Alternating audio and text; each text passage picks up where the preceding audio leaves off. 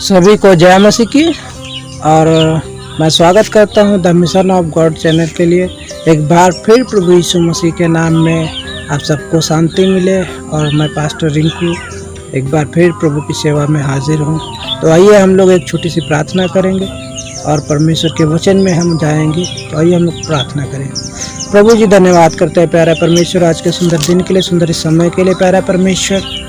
प्रभु यीशु अभी तक संभाला आगे की अगुवाई चाहते प्यारा परमेश्वर। जब हम वचन की तरफ जा रहे हैं प्यारा परमेश्वर, पवित्र आत्मा से भरे प्यारा परमेश्वर, हर एक वचन प्रभु आप में होने पाए, प्रभु यीशु के नाम से मांगते हैं, आमीन।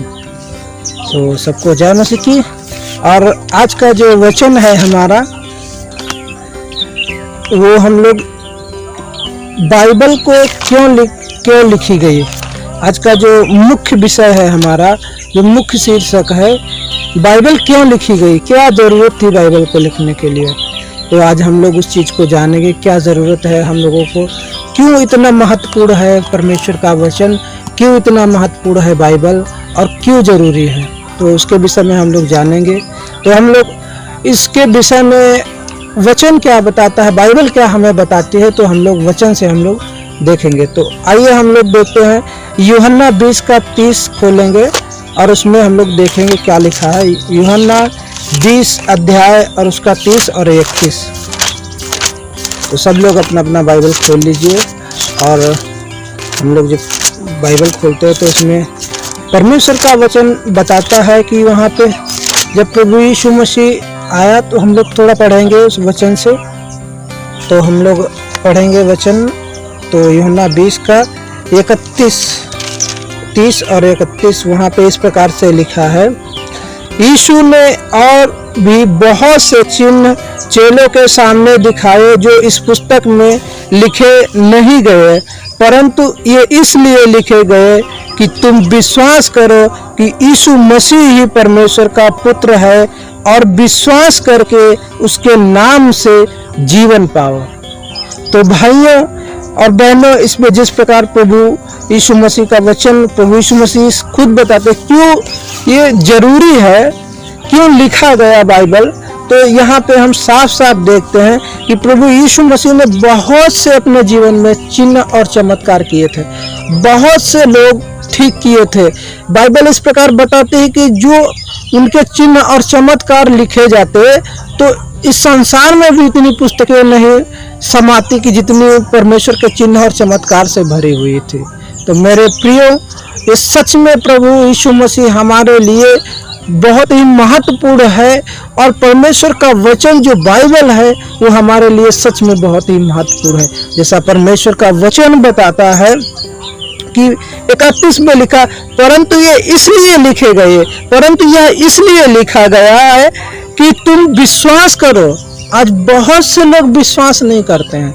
आज उनका अलग अलग चीजों पर विश्वास है, उनका विश्वास कमजोर है। आज लोग अविश्वास में जी रहे हैं कि हमारे पास एक उम्मीद होनी चाहिए। आज ये बाइबल हमारे लिए एक उम्मीद है, एक उदाहरण है, ताकि परमेश्वर के वचन के द्वारा हम विश्वास पाएं और अपना जीवन अच्छाई से जिए।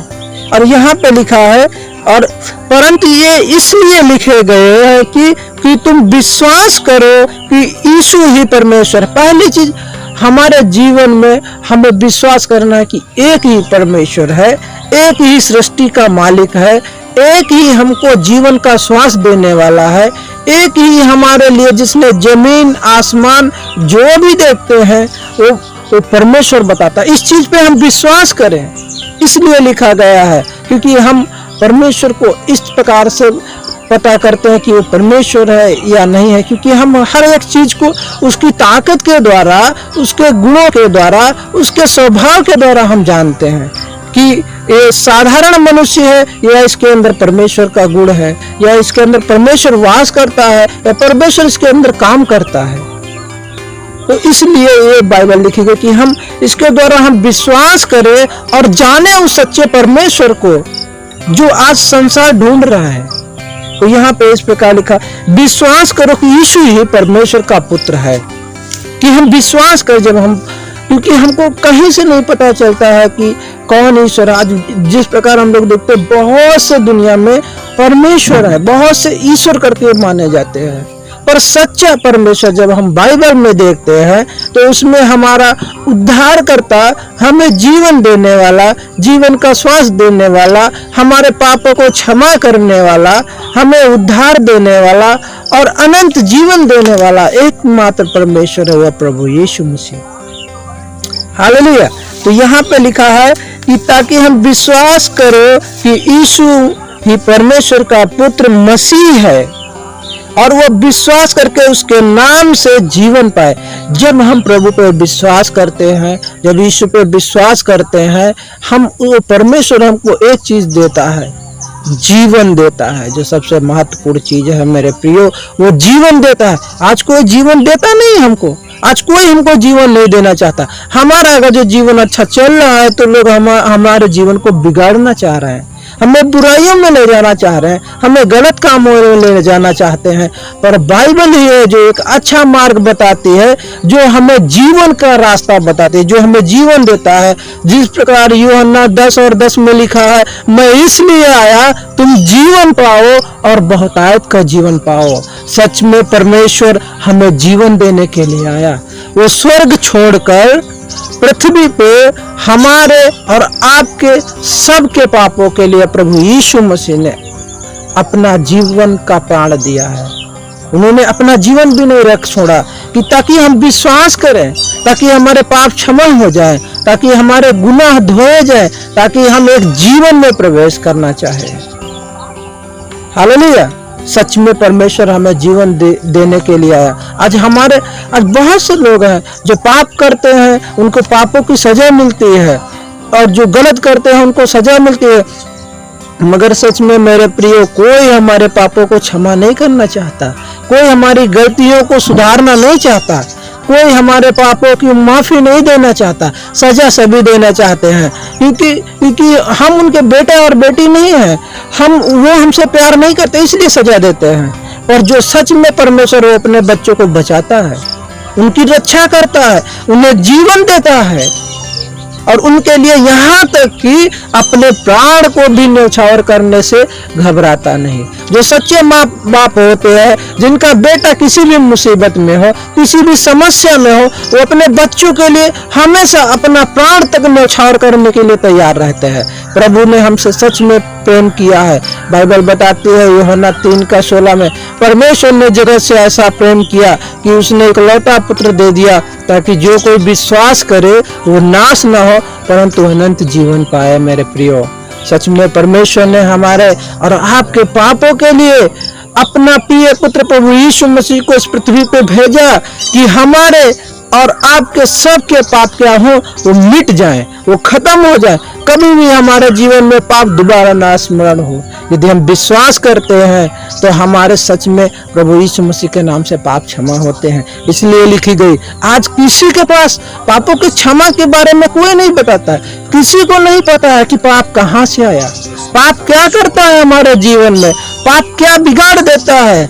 आज मेरे प्रिय, ये पाप हमारे जीवन में जो बहुत ही छोटा शब्द है, पर ये पाप बहुत ही भयानक रूप लेता है। ये पाप हमें अपने दोस्तों से अलग करता है, अपने माँ बाप से अलग करता है, भाई भाई को अलग करता है, बाप बेटे को अलग करता है, एक दूसरे का खून करवाता है, एक दूसरे के प्रति विरोध करवाता है, एक दूसरे के प्रति चोरी करवाता है, एक दूसरे के प्रति डाह करवाता है, एक दूसरे के प्रति हत्या करवाता है।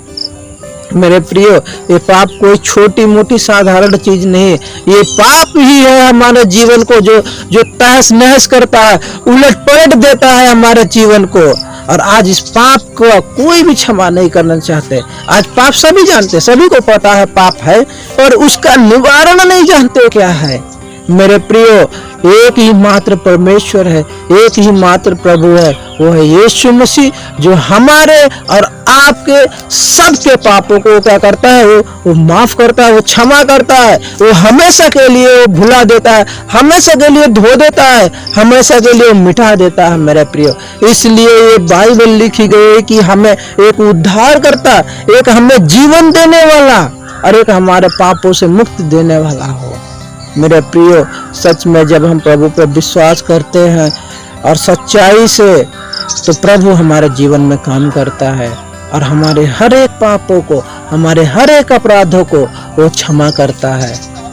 मेरे प्रियो, प्रभु पर विश्वास करो और उस पर भरोसा करो, वही हमारे पापों को क्षमा करेगा, वही हमारे पापों को मिटाएगा।